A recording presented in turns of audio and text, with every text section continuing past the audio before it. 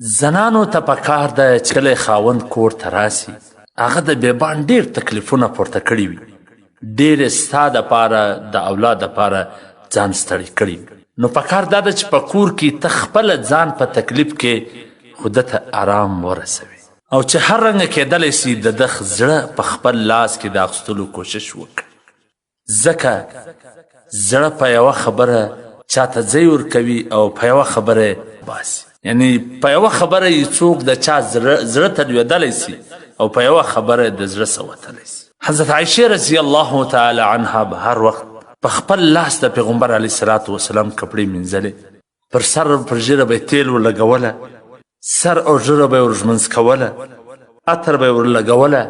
د هغه حال د نورو زنانو هم. نو زموږ زنانو ته هم پکار ده چې دغسې د خپل خاوندانو خدمت او د هغه مدد او کومک وکړي، د ده د خبرې د ده د ویلو انتظار ونه کړي، په خپله دې تیل له اخې سر دې ورغوړوي، سر دې ورژمنځ کوي، چاپې کوي دې. د دې زموږ کتابونه لیکي که چیرې یو زنانه د خودو خاوند چاپې کوي د 7 تولو یا د 9 تولو د سرو زرو د صدقې ثواب الله ورکوي. او که چیرې خاوند ورته ووایي بیا دا چاپې کوي، سر یا پښې لاس یې ورکښېکاږي، نو پر دې باندې بیا د سپینو زرو د صدقې ثواب ورکوي. او د سپینو زرو قیامت څه دی؟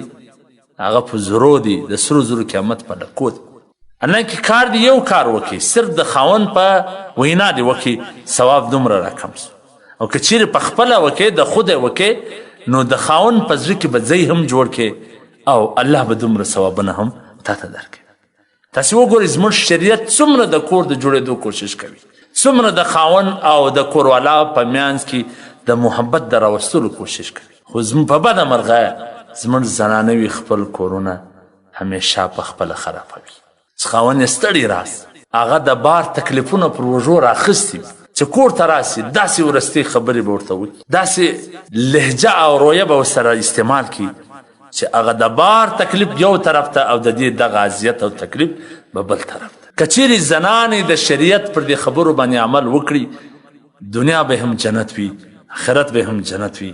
ځکه پیغمبر علیه الصلاة وسلام فرمایي که چیرې د یو زنانې انتقال په داسې وخت کې وسي چې د دې خاوند د دې سره راضي و، نو دا زنانه به جنت ته داخلي شي. الله دې پر دغه خبرو د عمل کولو توفیق راکړي.